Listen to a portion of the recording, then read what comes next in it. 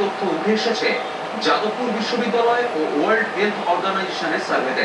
অভিযোগ, এই তথ্য জানার পরও আর্সেনিক রোধে কলকাতা পুরসভার উদ্যোগ চোখে পড়ার মতো নয়। এ সম্পর্কে আরো জানতে আমরা কথা বলেছিলাম বিভিন্ন জনের সঙ্গে। এই মুহূর্তে শহর কলকাতার মোট জনসংখ্যা ৪৪,৮৬,৬৭৯ জন। যাদবপুর বিশ্ববিদ্যালয় ও ওয়ার্ল্ড হেলথ অর্গানাইজেশনের সার্ভে অনুযায়ী এই শহরের অর্ধেকের বেশি সংখ্যক মানুষ এখন আর্সেনিক কবলিত এলাকায় থাকেন। এ বিষয়ে বিস্তারিত শোনার আগে কিছু প্রয়োজনীয় তথ্য দেখে নেওয়া যায়। ওয়ার্ল্ড হেলথ অর্গানাইজেশনের মতে ভূগর্ভস্থ জলে প্রতি লিটারে 0.01 মিলিগ্রাম বা 10 মাইক্রোগ্রাম আর্সেনিক থাকা স্বাভাবিক। আমাদের রাজ্যে এর পরিমাণ প্রতি লিটারে 0.05 মিলিগ্রাম বা 50 মাইক্রোগ্রাম, যা স্বাভাবিকের থেকে অনেকটাই বেশি। শুধু কলকাতা শহরের 141টির মধ্যে 77টি ওয়ার্ডে আর্সেনিকের পরিমাণ স্বাভাবিকের চেয়ে বেশি। এর মধ্যে 32টি ওয়ার্ডে আর্সেনিকের পরিমাণ 0.05 মিলিগ্রাম বা 50 মাইক্রোগ্রামের চেয়ে অনেকটাই বেশি বলে ধরা পড়েছে। আর্সেনিকের প্রভাবে কি কি হতে পারে? ডায়রিয়া, বমি, পেট ব্যথা, মূত্রের রক্ত প্রবাহ হতে পারে। আক্রান্ত হতে পারে ফুসফুস, কিডনি, ত্বক ও লিভার। হার্ট সংক্রান্ত যে কোনো ধরনের রোগ দেখা দিতে পারে আর্সেনিকের প্রভাবে। হতে পারে ক্যান্সারও। এছাড়াও রাতকানা রোগও হওয়ার সম্ভাবনা থাকে। এবার দেখে নেওয়া যাক কলকাতার যে 32টি ওয়ার্ডে আর্সেনিকের পরিমাণ 0.05 মিলিগ্রামের বেশি।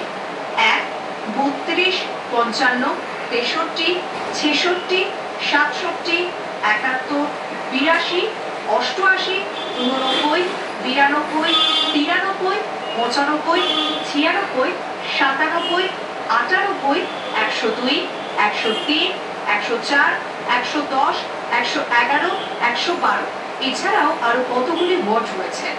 এই ওয়ার্ডগুলির মধ্যে পড়ছে যাদবপুর, লেক গার্ডেন্স, গনপ্রিট, প্রিন্স আনোয়ার শাহ রোড, টালিগঞ্জ, বৈষ্ণবঘাটা, পাটুলি প্রভৃতি এলাকা। এর মধ্যে লেক গার্ডেন্সের 93 নম্বর ওয়ার্ডে আর্সেনিকের পরিমাণ প্রায় 825 microgram. Prince Anwar Shah road, গনপ্রিট ও যাদবপুরে আর্সেনিকের পরিমাণ 199 মাইক্রোগ্রাম প্রতি লিটার। তালিকায় রয়েছে উত্তর কলকাতার কয়েকটি এলাকা। বিশেষজ্ঞদের মতে কলকাতার আর্সেনিক মুক্ত 64টি ওয়ার্ডও যে কোনো সময় আর্সেনিকের কবলে পড়তে পারে।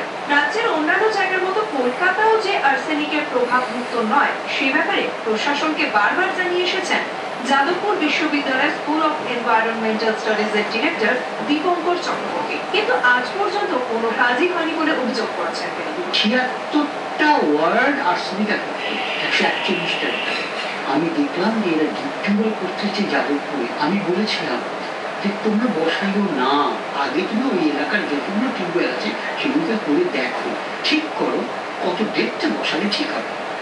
এইটা যদি ওরা শুধু করতো তাহলে কিন্তু প্রথমে আজ এই অবস্থায় দাঁড়াতো। বুদ্ধদেব বাবুকে চিঠি দিয়েছি, 3টে রিমাইন্ডার দিয়েছি, কোনোদিন উত্তর পাইনি। এরা মনে করুন রিসেন্টলি এসছে, না এটা তো চলছে বহুদিন ধরে। 43% জল ওয়েস্ট হচ্ছে। সেটাকে যদি বাঁচাতে পারে আপনি চিন্তা করুন 45% রাখবেন। ভারতবর্ষে আপনি চিন্তা করুন জলের ট্যাক্স অনেক রাজ্যে বসে গেছে। তুমি এত বড় তোমার জলের প্রয়োজন, তুমি টাকা নাহলে কোথা থেকে করবে? এবার কলকাতায় আর্সেনিকের প্রভাব নিয়ে পরিবেশবিদ দীপঙ্কর আরজি ও পরিবেশ কর্মী নবদত্তের বক্তব্য। কলকাতায় অনেকদিন আগে থেকে এটা বলা হচ্ছে, এটা নিয়ে স্বীকার করতে চাইছে না কলকাতা কর্পোরেশন। পূর্বতন সরকারের আমলেও দেখা গেছে কলকাতা কর্পোরেশন গভর্নমেন্টের সময় তারাও এটা স্বীকার করতে চায়নি। সম্পূর্ণ ব্যাপারটা একটা ইগো ব্যাপার হয়ে গেছে, যে ক্ষমতায় আমি আছি এটা যেন আমার বিরুদ্ধে একটা অভিযোগ আকারে ব্যাপারটা দেখা হচ্ছে। বাস্তব পরিস্থিতিটাকে অভিযোগ হিসেবে দেখা হচ্ছে। যত বেশি পরিমাণ বহুতল বাড়ি তৈরি হচ্ছে এবং ব্যাপকভাবে তারা জল তুলছে, এবং এইটা তোলার ক্ষেত্রে কোনো রকম আইন কানুন থাকা সত্ত্বেও কোনো ব্যবস্থা গ্রহণ হচ্ছে না। পরস্পর এমন একটা জায়গায় ভূগর্ভে পৌঁছবে যে পৌঁছলে পরে স্বাভাবিক কারণে যে আর্সেনিকের যে স্তর আছে তার সঙ্গে মিলে যাবে। 1999 থেকে জানা গেছে যে কলকাতা আর্সেনিক রয়েছে, কিন্তু প্রথম থেকেই এটাকে গুরুত্ব দেওয়া হয়নি বা চেষ্টা করা হয়েছে যে the problem is not there. শহরের লোকেরা যেহেতু তাদের জীবনযাত্রার মধ্যে ম্যালনিউট্রিশনের ব্যাপারটা অতটা নেই, সেটা কিন্তু nobody has care. Even for the mineral water there is a negative side of ইট।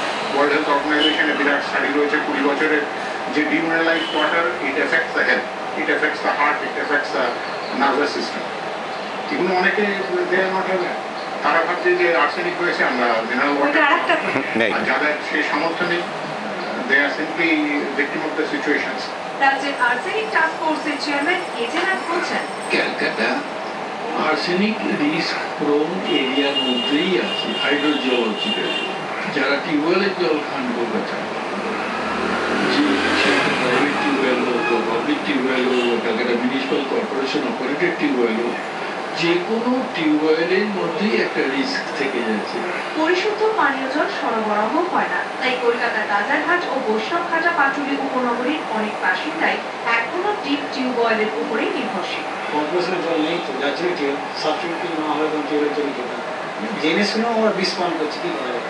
বাধ্য হয়ে খেতে, কারণ আমাদের কর্পোরেশন এখানে জল দেয় না। আমরা টিউবওয়েলের জলই খাই, কেন এখানে আর্সেনিকযুক্ত জল, আর্সেনিকযুক্ত জল হবার কথা ছিল, কিন্তু সেটা তো হলো না। টিউবওয়েল জল খেতে বাধ্য আমরা, উপায় নেই তো, আর কোনো তো জল তো নেই। প্রায় প্রত্যেকেরই অভিযোগ আর্সেনিক নিয়ে পুরসভা বা প্রশাসনের তরফে তেমন কোনো উদ্যোগ নেওয়া হচ্ছে না, যদিও রাজ্য প্রশাসনের তরফে অন্য দাবি করা হচ্ছে।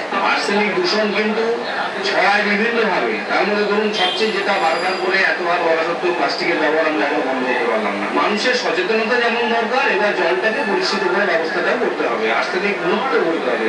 তার জন্য প্রিপারেশন কলকাতা মিউনিসিপ্যাল কর্পোরেশন নিচ্ছে। এই ব্যাপারে গত